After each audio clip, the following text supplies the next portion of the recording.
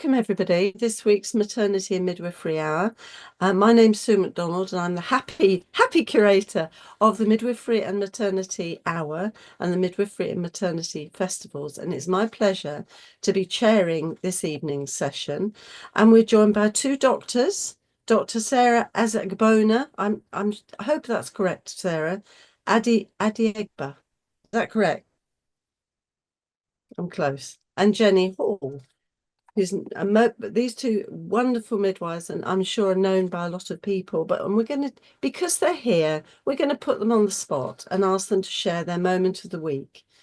Because I know that we have some colleagues watching for whom this is a real treat to know what our guest moment of the week is. So can I ask Sarah to share your moment of the week this week? Sure. Just that I saw some daffodils starting to sprout their heads. I think that's spring, and there's going to be longer days, which is great. I always enjoy the longer days. Yeah, so that's fantastic.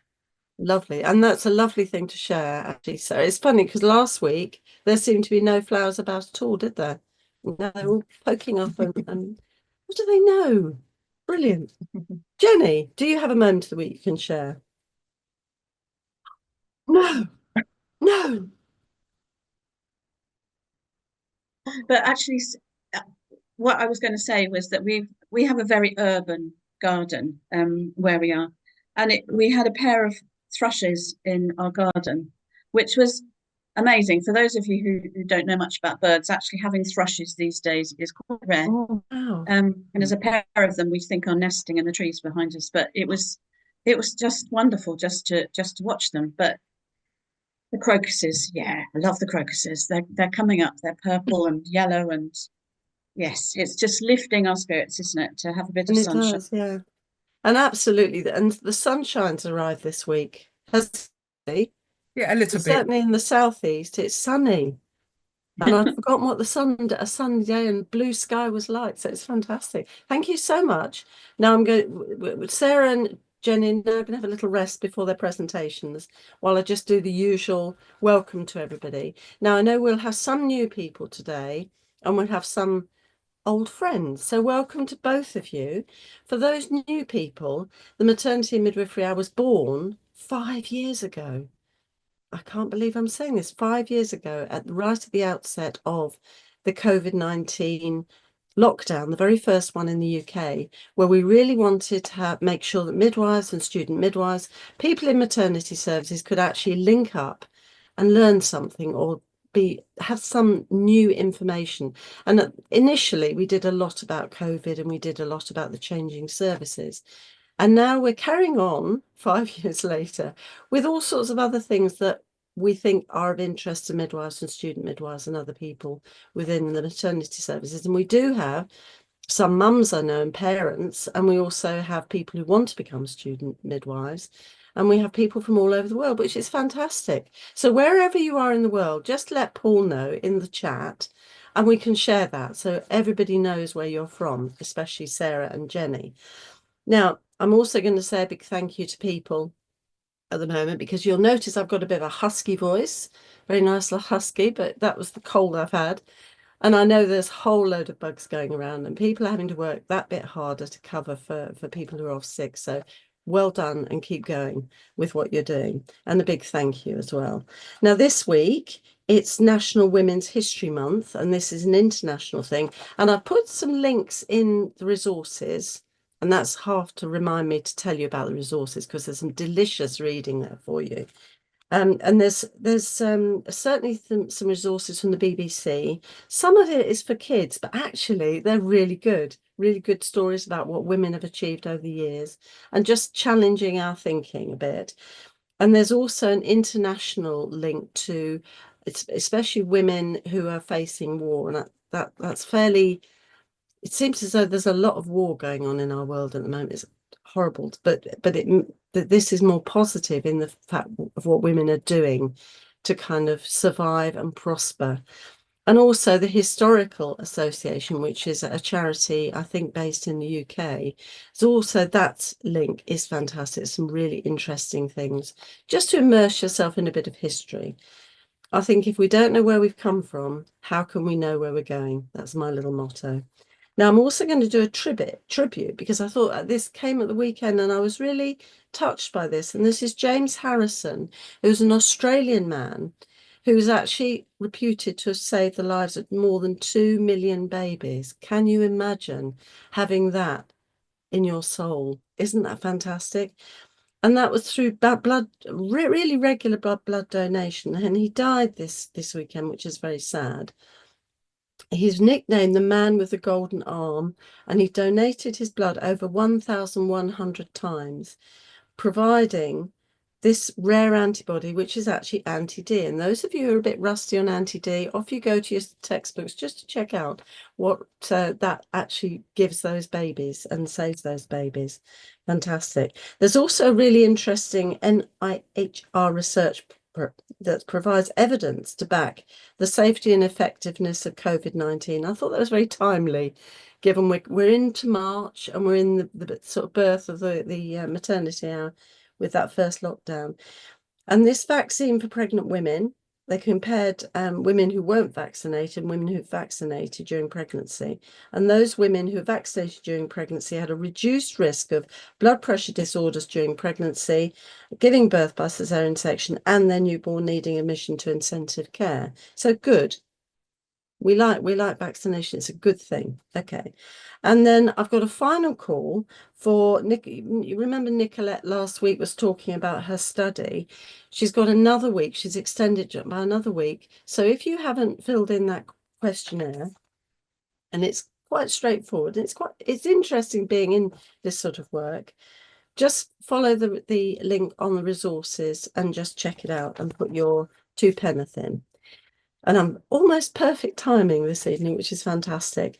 So we're going to look at research in midwifery, and I hope we've got lots of students listening and lots of academics, midwives, and also midwives, clinical midwives, because research is what really makes us tick. And what makes me really relish research in midwifery is things like this is a proficiency, which was based using the Lancet study.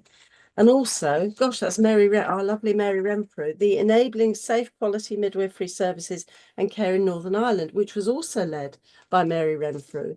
And what made both of those pieces of work really strong was evidence-based, and we need it. And that makes us strong, and it reduces things like giving different advice to women and families in our care. So all those sort of things that come through research. So I'm so pleased.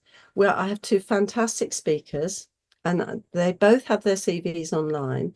And I'm delighted to welcome Dr. Sarah Esabogna Adiegbe, Associate Professor of Midwifery at London South Bank University. She's a registered nurse and midwife for many years. She's worked in the UK and the USA and volunteered in Africa. She's an academic, speaker and author. So she's written lots of books and articles, and those are on your resource list. She also received the first Dora Opoku BAME Award to fund her PhD studies and the Anne Stewart Award for commitment to midwifery practice from the Iolanthe Midwifery Trust. Sarah completed her PhD at the University of Hertfordshire, exploring the perceptions of Nigerian women and midwives of cultural competency in antenatal care. So I'm delighted that Sarah's with us this evening, and welcome, Sarah. The screen is now yours. Thank you. And thank you for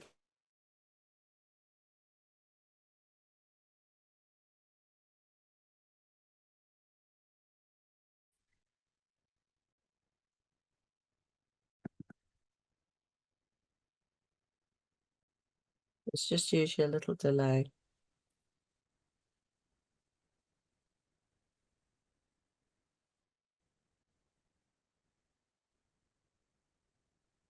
You can see my first slide. So thank you, Sue, and thank you for the invite to talk this evening. So I'm going to be looking at the presence of Eurocentric research and alternative views and supporting the use of non-Western research methods. This is something that I started to explore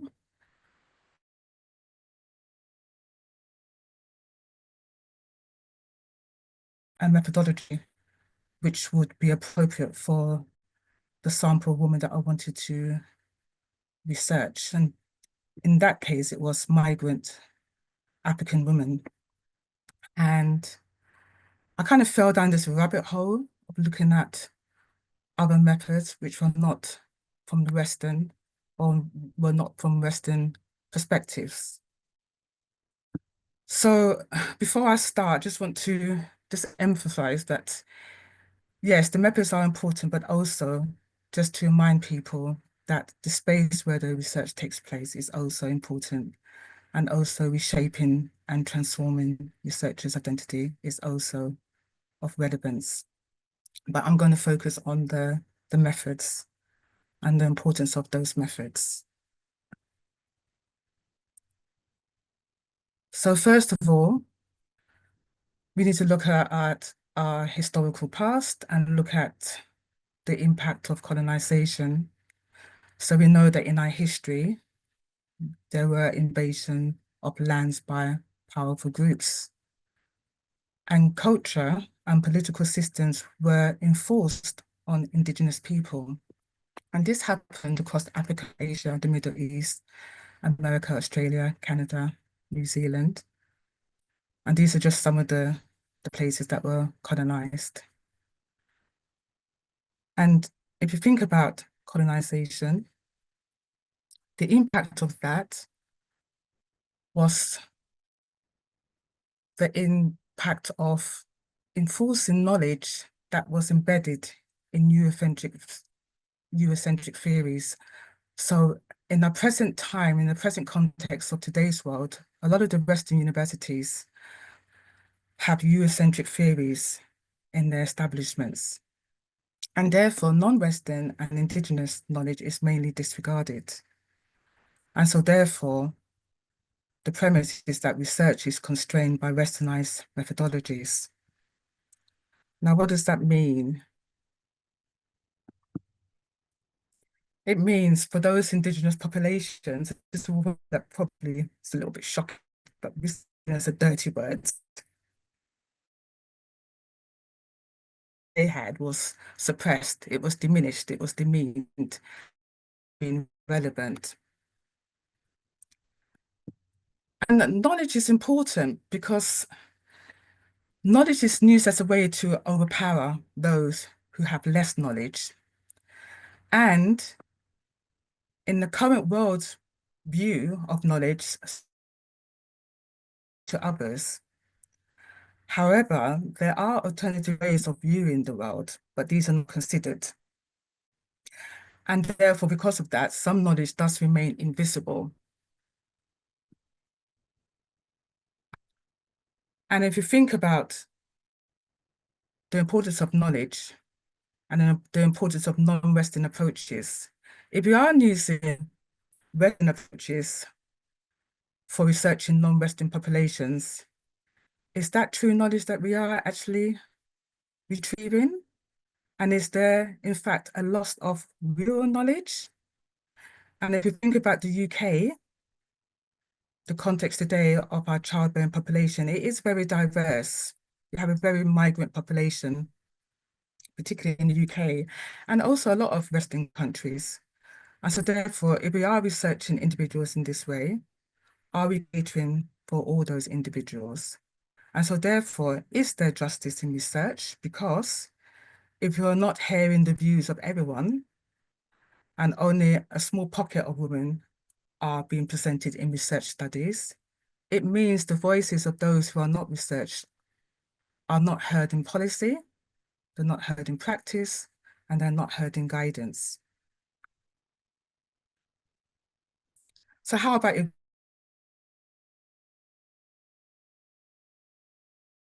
happen at all? However, we can't do that. And basically, that's not correct to do that because the past is our past. That's our history. We have to probably just accept it as it was. But can we correct the past and the impact of colonization? I think that's something that we probably need to start doing. So decolonizing research is an approach that challenges Eurocentric research methods. And within that, there is acknowledged different sources of knowledge, and the research is culturally sensitive. And that is the pathway that we need to start looking towards. Been around for a few decades now, this perspective of Eurocentric research.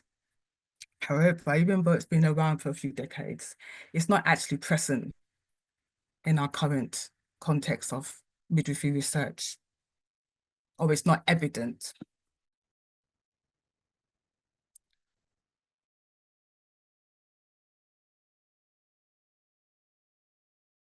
Experienced education and learning. We go to school, we go into higher education, and we are taught that this is the correct way to acquire knowledge. And knowledge which is based on the idea that having a true belief is not sufficient to be valid in the Western context. And basically, when we look at the Eurocentric perspective, I believe that knowledge should be gained through systematic study data. And if we look at knowledge that is not achieved in this way, it's deemed to be insufficient. And therefore, this positions European perspectives as the norm and non-Western perspectives as deviations from the norm.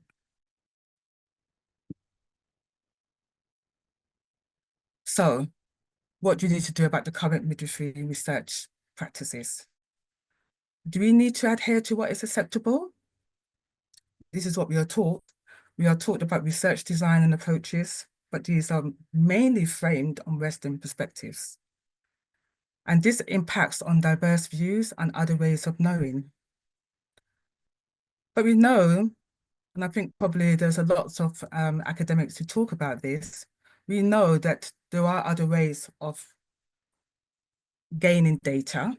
However, if you want to do a BSc, an MSc, you want to do doctorate studies, PhD studies, you want to get funding for a study, you have to adhere to these practices and these approaches because that's what they're looking for. This is deemed to be science, is deemed to be the correct way of doing research. So that's a problem there. So even if you're coming from the non-West to a Western part of the world to undertake a study in a university, and you may know that there are other ways of achieving knowledge in your own population, you have to adhere to this because this is what universities expect you to do. You probably could try and do it another way, but it might be quite difficult. And it just might prolong your studies, which you don't want to do. And if we look at the context of indigenous knowledge or non-Western knowledge, this is knowledge that is passed down, traditional knowledge passed down orally from generation to generation. It's normally culturally specific knowledge. It's unique to certain populations, but also could be useful to other populations. And so therefore, when you think about our migrant population in the UK and other parts of the Western world, this could be relevant in ensuring that they are researched appropriately and sensitively as well. And if we do continue to use Eurocentric research methods, this can lead to exclusion of other ways of knowing and being, and also may not be adequate for diverse individuals. And assumptions also can be made which are not always correct. And of course, we have the power imbalances as well, which occurs with that. So we need to have midwifery research that recognizes the past and the present, and that's what we need to aim for. So let's think about these non-Western perspectives. And let's focus on these methods that we can use. So they do originate outside of dominant Western tradition, academic tradition. No particular approach is deemed to be the most valid, can be any approach. We need to think about alternative methods to collect knowledge. And I just picked out a few: storytelling, dance, singing, and drawings. And so for example, there's many oral cultures around the world, and In a lot of non-Western and indigenous populations, narrations, which are sacred stories, are used to hand down knowledge, if you like. So this unites past and present experience. And therefore, individuals' perceptions of birth could be researched by listening to those sacred stories. That's a wealth of knowledge that we really haven't explored fully. And if you look at Australian and American indigenous populations, there's something called yarning and talking circles which are used. And this is sharing of indigenous knowledge. And why can't that be a method that we use to research non-Western populations or people of different cultures? And then if you look at dance, song and dance has been used as a form of non-verbal communication. And it can be particularly useful for looking at people's views. And it can reveal cultural and traditional practices. And in African societies, pregnancy and childbirth are usually used rituals and birth songs to describe their experiences, and that can be useful. And then in some Asian cultures, we have dance news, and that can display deep cultural meanings and concepts around social structures as well. And then if we go on to look at drawings, now we know in the West, we can use visual ethnography and pictorial data collection methods to explore people's views of a certain experience. But also drawings and art is good because it enables the researcher to see the world through participants' eyes. And this is particularly useful for individuals who don't have a good command of English, they're not native English speakers, or there might be some other kind of language barrier. And this will be good for those who participate in research by using drawing as a data collection method. So what do we need to do? We need to make sure that in order to make sure that our research processes are more inclusive, we need to adopt research methods which are culturally sensitive, because it might be that the Western research methods, and I'm talking about we typically do interviews, focus groups, observations, surveys, questionnaires, may not always be culturally sensitive. And we need to think about valuing all knowledge. We need to value diversity and increase inclusivity. We need to cater for all cultures. We need to move away from this Western dominance in research. And if you think about embedding the presence of all knowledge, educational facilities need to start thinking about teaching different methods of collecting data and not the traditional Western methods. It really shouldn't matter what the methodology is. Gaining the knowledge is the most important thing that we should be trying to achieve. We need to step out of our comfort zone, because I think we are in this comfort zone of using these Western methodologies. And knowledge should be knowledge in any context, not just a scientific one. And so ideally, how about merging Western and non-Western perspectives, tailoring research to the individuals that are being researched, and collaboration of different approaches to meet the needs. And now, what does it look like? It looks like maybe if you're doing a research study or project, there could be a myriad of methods that you're using, depending on who the person is you're having contact with.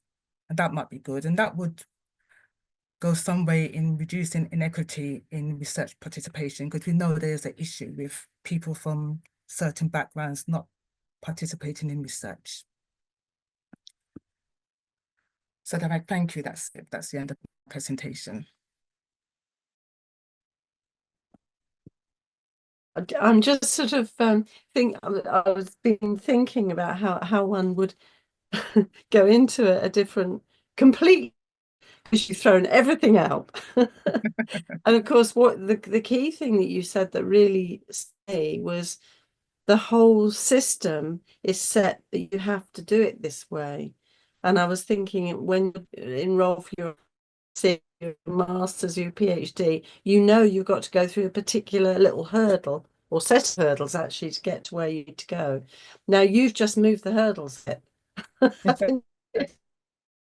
So thank you for that. Now, if you have a question for Sarah, pop it into the chat box and Paul will send it through to me. And I'm looking over here because it's come through on my other screen and we can discuss this at the end of the session. We should have about a quarter of an hour to fire some questions at Sarah and to Jenny as well. So thank you, Sarah. You can now catch your breath now and get prepared for a few questions. And I'm so pleased now to invite and welcome Dr. Jenny Hall. She's known to many of you as our Matflix editor. She's got a very varied career, especially as a midwife, an academic, a writer, an editor. And she's always had a bit of a creative thread, and I use the word thread advisedly, all the way through. And I have always had memories of Jenny's quilt and some knitted midwives, and I brought my knitted midwife along to remind any of you who were at a particular RCM conference a few years back where we all had to knit midwives because it was a good way of telling politicians we needed more money for more midwives. So it's fantastic. We have Jenny here. She's a fellow of the Royal College of Midwives and senior fellow of the Higher Education Academy. So welcome, Jenny. The screen is now yours. And also to be honest. Thank you very much. And to be quite honest with you, that I should be just talking to Sarah about her experience and about my experience of doing our PhDs and what that actually meant. So anyway, I'm talking about alternative research methods. I have to say that Sarah and I have not talked to each other before this evening, and so there is some overlap, and I think in conscious of the time, and I'm likely to go over. So I'm very sorry if that's the case, because I'll get told off. Anyway, thank you, Sarah. I could sit and talk to you for hours, for raising the importance of more inclusive research, and because it is so important, and I'm so pleased that you are doing this work. Research can be fun. I want to take this further of what she's saying, actually, to think about midwifery and whether the methods that we are using for research in midwifery, full stop, or maternity services, are the right ones actually for our profession. So I'm going to talk about that. And for many of you, perhaps if you are students here, you may not have thought about this before. And actually you might find research daunting, and Sarah has already sort of indicated some of that about how research is important, but finding out about new things can be exciting and playful if you want it to be, and if you're allowed to do it, which is also what she has indicated. But I'm just going to go back in history, because I've been around for quite a long time. And when I was learning to be a midwife over my career, there was no research. We didn't have anything.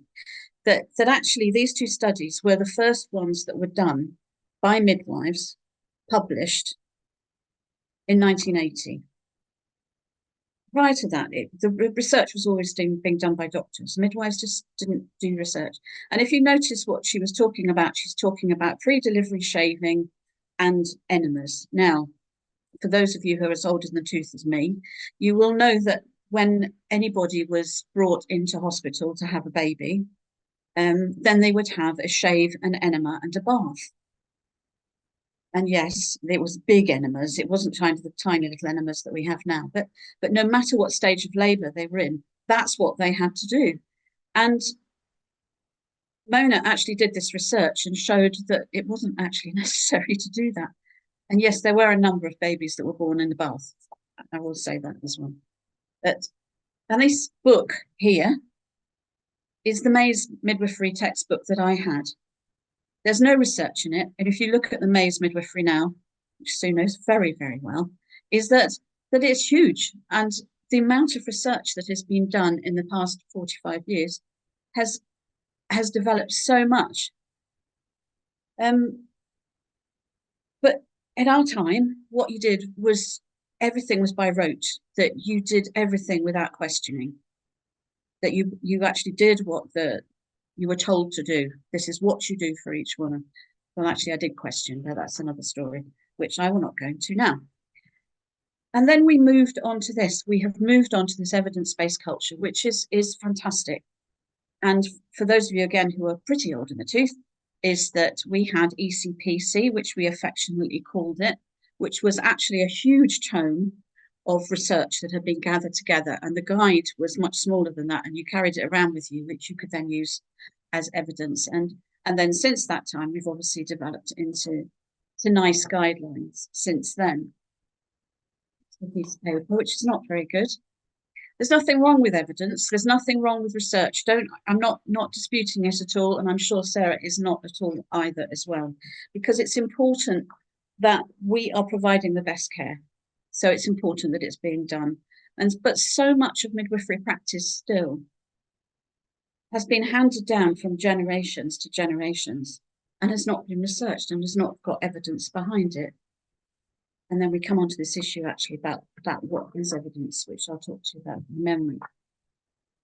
But what we know, I hope you know, if what you're doing it, is midwifery is a multidimensional, holistic role. This is from the ICM definition of a midwife. And just by looking at that, you realise actually what the role of a midwife, what the role of maternity and caring for people is not simple. And we're dealing with human lives and human people. And Sue mentioned as well the NMC standards earlier. And again, they are full of what is expected of what midwives can and should be able to do. And it's holistic in what we do. And if you look at that statement down the bottom, is that it's expected that we provide this whole person care that meets each woman's individual needs. And we're doing the art and science. That's we'd always talk about. Midwifery is the art and science. There's a lot of research around about the science of midwifery, but not necessarily about the art side of it. You know, what is the essence of the art? And that's why I did my PhD study, which was around the essence of the art of midwife, all those years ago. But if midwifery is so multi-dimensional in this way, then why are we not doing this with our research methods? Sarah has already touched upon that already from a different perspective. Of course, there is a place for traditional and quantitative and qualitative research, but we do need to think further of what we are actually doing here. And then we have this other word that's added into it. Midwifery is one of the most ancient women-based professions, and I apologise to the male midwives when I say that, but it is women's-based. We're dealing with women's lives here, and it's had its roots in the local community with the skills required passed down through generations. Other writers talk about craft in relation to midwifery, the practical side of it, but also in terms of the personal dimension of being a midwife, expressed in the more instinctive actions of practice, and in the personality, the way of being, the background, the experience, and the intuition of the carer. I don't know if perhaps if you ever thought about the fact that your personality and way of being has an impact in what you are doing and how you are caring for people. And it's important that you do know that, of how you behave actually makes that difference. So going on to quantitative research, all numbers, you know. Quantitative research is vital for large research projects to collect data across a broad population. But always remember, if you are applying evidence, for example, if you have a study that says for 70% of people or even 90% of people, this is the right thing to be doing. What about the other 30%? What about the other 10%? And it's that then you have your other knowledge that Sarah was talking about that comes in your practice about actually what are the other knowledges that we're using that is important to make those kinds of clinical decisions for people. And then in qualitative research, sorry, it's going quick. Is it all words? Qualitative research, we use interviews, we use surveys, and then we create themes around the participants and what they have said. But it's not showing the individuality of each of those people. It's breaking them down into these little parts. And it doesn't capture the meanings and the wholeness either of the people involved. So it's not what they say, but who they are that we are actually missing by doing those kinds of studies. Of course, we rely on numbers and words as they are relatively easy to measure and can be quick now, especially with computer programs. But even, putting computer programs for in vivo, which is used for qualitative research at the moment, it's only as good as the quality of the data that's been put in the first place. But the other thing is that you can miss the nuances, is that you're expecting this computer AI or whatever it is to do the answers for you, but actually the depth of it, you might be really missing the humanness aspect of it, which could be missing. So this is a quote that's always used for what is evidence and how we're using evidence. The conscientious, explicit, and a judicious use of current best evidence. So it's how is it being used judiciously in your work practice? What about the tacit knowledge that we have? What is it about touch, for example? Does that bring you a different type of knowledge? So you've got to think about actually what the knowledge are that we have. And I think as well, Sarah's brought in about the diversity side of it, which is also, again, important, very, very important. But I'm going to very clearly say this to you. Whatever method you choose is that it must fit the question you're asking. Because there's no good doing a huge, large research project on a huge population and then trying to do interviews on everybody, because that's not right. That's not how it fits. That's not how it works. So it's making sure that you do have the right methods for your study. And I also acknowledge that these days, majority of large studies also have mixed methods where they're doing a quantitative arm and then they're doing a qualitative arm as part of it, so that they're trying to get both sides of the story. So do get that very much. However, I've been very influenced by Peter Reason over the years, who talked about a different type of research, which he called sacred inquiry, where it's about humanness, about recognizing the human being that we are presenting. Are we presenting them as a whole? Are we presenting them as sacred? And how can we actually do this in midwifery? How can we actually capture the humanness of each person? How do we capture the humanness of our practice in what we are doing? And another way of looking at things is actually, what is our perspective in what we are doing? And it could be an illustration of quantitative research, is that you're flying over these wonderful tulip fields, that you're going over and you can see these broad bands of colour, which are all joined together. And you're getting this perspective right over from above. But what happens if you get in close to the tulip fields? Obviously, these are mixed tulips, and that's that. But even so, each of the tulips are different. They're individual. Even though if you try to do in a qualitative study that you're going to put all the reds together, or you're going to put all the yellows together, some of the yellows have got reds on them, and some of the purples have got white on them, that actually they have all got individual bits to them as well. So would it be better to have each individual tulip and talk to them individually? So anyway, that's how I like looking at it. But what I'm trying to say is, and I love this film, if you've never seen Big Hero 6, then I would recommend it. Very sad, but it's great. But look for the new angle. Look, when you're doing research, is to look at things differently. Don't just do what your university's telling you to. It's okay, you can do it. It's risky, but you can do it.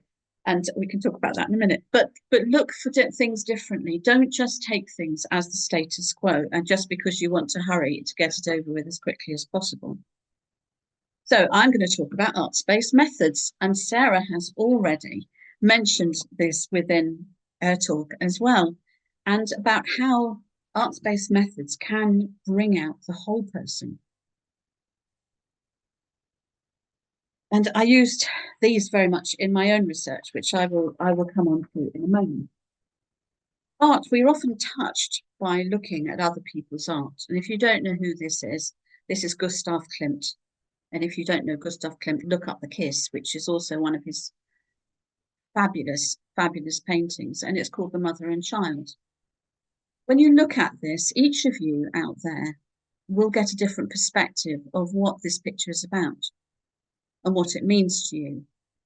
And for some of you, it could be very meaningful. For some of you go, I don't like that very much. You know, but each of us is different in actually how we approach art and what it does to us inside.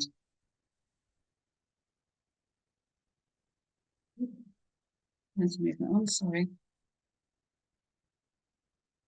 Okay, if you don't know who this is, you're not obviously either. But this is Genesis. Okay, but what I'm trying to say is that art has the ability to meet your senses. It reaches inside you in different ways, especially sight and hearing, because we look at things and we listen to things. But perhaps that's something to do as well with memory, because associations of long forgotten places and times. If you look at pictures, they can remind you of landscapes or buildings or people. Or if you're looking at birth pictures, it can remind you of your own birth, or it can remind you of situations that you've been in. And they can make us relive moments in time. You can go to a play that actually speaks of your own lives, about your emotions, about your fears, about your own life stories, or reading poetry that stimulates sadness and sorrow and happiness and love. You can read life stories, which Sarah was talking about, stories portrayed as pictures in other people's words. That's why we still read books, because we like to read stories about things. And dance, which I'm a very big fan of dance, because it may stimulate you to be physical as well. How often do you walk down, well, that's just me, but you walk down the street and you hear a piece of music or you see somebody dancing and you actually feel like you want to just join in, you know. But it helps to understand your own bodies. It actually reaches inside your own bodies. Or hearing a song or a piece of music, that is a big trigger for a lot of people. Which is why nostalgia is such a big thing at the moment, and bands are coming back. Do you not realise that? But it may bring you a very spontaneous or physical or an emotional reaction and take you back to a place where you remembered that song for the first time, or it actually triggered something in you.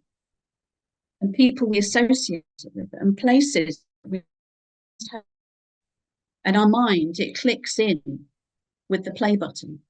I'm sure that you've had those kinds of experiences. And I put Genesis up there because I went to see them, and actually listening to a particular song.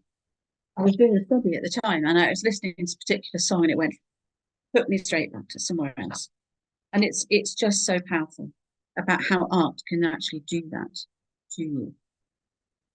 So thinking about there are now lots of different methods that are out there that are being used for arts-based research. Narrative has been around a very long time, and narratives are around stories, but I find with narrative studies, I think that again they give the story, but then they can get split up again into themes, which I find if you're going to try and sort of describe a whole person, you're not going to do it so well. But you have stories, you could have reflection, where actually you as the researcher are doing the reflection, or it could be that the participants are providing reflections to you of their experience. Same with diaries, is that looking at people's diaries of their experiences about certain situations. Poems are also very powerful. Now, the poems could be that they have been written by somebody else, by by women who have had their babies, or it could be that you create poems as part of the final data presentation, which in hermeneutic research is often done. That's right. And the same with drama, is that you could watch plays and create research around that in relation to birth or films, or you could actually create a play or a drama or a film that shows your data collection. And with film and photos, they can again be very evocative and used in studies, something called photoelicitation methods, where photographs are given to people and it triggers conversations because of what they see. Or it could be you could give the participants a camera and ask them to go out and take photographs of their world, which you then analyse or you discuss with them to analyse after. There are different ways that photographs are being used, and quite a lot in social research that has been done, and with children, for example, in order to take pictures of their world, etc. So it does help to do that. And Lego these days is used for education purposes. It's used for management, education, and triggering and supporting people in team building, etc. Lego can also be used for research purposes. So it's something else to think about how you can do that. And then craft, which Sue has talked about, is the different types of craft activities, such as knitting, such as sewing, such as making pots, all these kinds of activities, either getting the participants to do it or that you're doing it yourself as a response to the study. So there are different ways that these arts-based methods. I will acknowledge that picture up the top, which is a wonderful Danish researcher who works with women in dance therapy, and she's a researcher, and I met her, and that's she's wonderful. I just thought I'd acknowledge who she is, so you know who she is.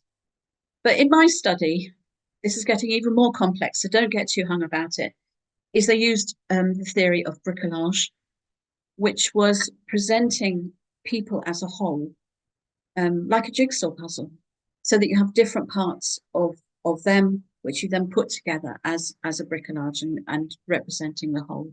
So that's another thing perhaps to look into, and I'm not going to go into great detail about. And very quickly, these are some of the things that my participants made as part of their the research process, about the interview process, about the meaning of being a midwife. And this is also some photo elicitation that I did, which I gave them some images of what it's like to be a midwife, some midwifery pictures, which I acknowledge Becky Reed for very kindly providing quite a lot of those photographs for that particular study. And some words as well that were actually, what does it mean to be a midwife? I don't know if you can see, but I can see that there is a difference between the two at the bottom and the two at the top, just by standing back and looking at them without looking at the detail. Is that the two at the bottom is a lot more busy with photographs and with words. And those two were working in a major birth unit in a hospital. The two at the top, they were working as home birth midwives. Quite a contrast, I think, in that. You may not agree with me, but that's how I perceived it to be. And the midwives themselves, there were some comments that they made, and these are just a couple of them, about their experience of using art actually during the process, and about how it felt using it to visit their career and to talk about their experiences. That felt it was actually very extremely therapeutic and privileged to be given the time and space. And then Sally at the bottom wasn't comfortable because she had never been a very arty sort of person. Personally, I think everybody is arty in some way. If you bake cakes, you are arty, but it's a different form. Everybody has something that they have. But what she's saying is that actually she got a lot more out of it than she'd expected. And to have that time to be able to sit and make and do actually triggered something a lot deeper. And that's the other thing about using arts-based methods within a research opportunity, is that the time and the space, it helps them to breathe and to find the answers to things a lot quicker than actually if you're sitting there and just asking questions. It does trigger a lot more professional conversation. And I couldn't go, oh no, I've forgotten this bit. And these are how I presented some of the data in the end, these bricolages. Each of these squares here are each individual midwife. It's very complex, and I'm not going to go into great detail, but their stories were, each section had a different colour when they were talking about different things. So, for example, it could be clinical practice, it could be their emotions, it could be around the social side of midwifery, it was around education, about spirituality. There were different colours attached to it. And so if you look at that carefully, you'll see that there are different colours for each of the people. Some are smaller than others because they actually presented less data than others did, because they're individual. And so each one does show a different aspect. It just provides a multi-dimensional view of the data, which is something quite different. And if you want to know more about that, you can look at my thesis, which I've given to Sue on the list to look at. And there's lots of pretty pictures in there. So, and there's lots of pretty colours. So it's not as if it's a heavy thesis to read, I hope. And you'll find out more about me, which you might find interesting. And you'll also find out about my quilt, which Sue mentioned. I can't go without, when I'm talking about arts-based methods, I'm going to talk about this, which was part of my research process of this. Each square is representative of my research diary for 5 years. So the whole thing is part of that, and it's got its own website that you can go and have a look at, which is not complete, and I'm very sorry about that, but that's how things are. But it's there if you want to have a look to see what each of the squares mean, etc. Key thoughts then, just to send away to you, is evidence is not just about words or numbers. Try and come at research from a different way, because we're midwives. So we come from it from a midwifery way. Try and do that. Be prepared to take some risks, i.e. banging your head against a university that might not want you to do something different. But there will be people out there to support you. So just don't go there. And the other thing is to have some fun, because research can be fun. And there's some further reading there, which is on Sue's list. So thank you very much for that race through. And thank you very much. The starting point, it links into the history bit, which is lovely. And you kind of, I've scratched in my little notes as I've been listening to both of you. I've been scribbling away all sorts. But I was thinking, it feels, it's when Sarah and Jenny, both of you are talking, that in some ways, in research terms, we as a profession are really quite young. And so this is maybe this sort of challenging and thinking of things differently, and about thinking about having the other words that came to me, it was about working with people, almost collaboratively, rather than, right, well, you're my, and this is one of the things I think with Sarah, I know with some indigenous groups or black and brown people in different countries, one of the problems has been is they've been researched, but they haven't been part of it. It's just they've been a convenient group of people, which is probably why people don't trust research a lot. But anyway, that's another story, I suppose. But thank you so much for getting us into this thought process, because you've both given a huge amount of challenge and creativity in slightly different ways, and yet not. I can see these themes coming around. Now, we haven't got much time, but we do have a couple of questions. And Awa Hadid, hi Awa, is saying you make a good point about different ways of knowing other than the hierarchy of knowledge that we're taught. And how do we begin to dismantle this? Now, this was towards you, Sarah, I think more. And she then says, the thinking was carrying on here. How do we get traction for accepting these different ways of knowing is what I think I'm asking. That sounds like quite a big question, Awa. I don't know, Sarah, whether you'd want to try and answer. I think if you can find a supervisor, if you're looking at maybe, I don't know, MSc studies or PhD studies, because for myself, I had to find someone who would be willing to supervise my project. And I think that's the starting point. Finding someone who has the same interest as you. And so that would be a starting point, because traditionally, universities don't always send out PhD topics which are of this nature. They're all scientific, aren't they? So you have to kind of do your searching by yourself. You need to start doing exploring and sending out emails and start to have those communication channels. And then you might find somebody who says, oh yes, I can buy in with you and I can support you. So that's how you should go, I think. Jenny, did you want to add to that? Because it feels to me as though a supervisor or someone to support your studies is a bit crucial. Oh yeah, absolutely. I think that's absolutely right. And I think it's a huge challenge, as Sarah's already indicated, because of funding, apart from anything else as well.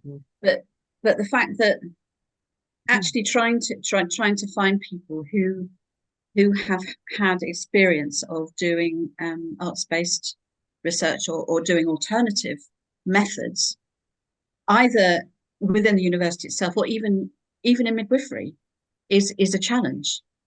And with the way things are being sort of cut back a bit at the moment, it is hard work. I mean, for me, I was in a different situation because I was doing an educational doctorate.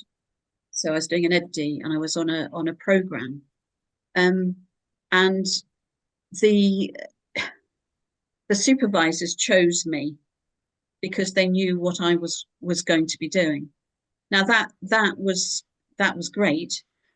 One of them was very anti what I was doing. Oh, okay. I fully respected her. I mean, they're in education; they were not in midwifery. I mean, she found it really difficult the way I was going. The other one just embraced me and said, "Yes, let's do this," and it was so encouraging and so supporting.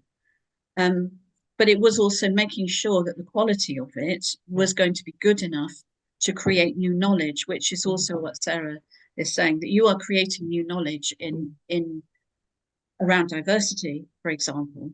It's important to put that across as saying, this is about new things, and this is what a PhD should be, is about creating new knowledge.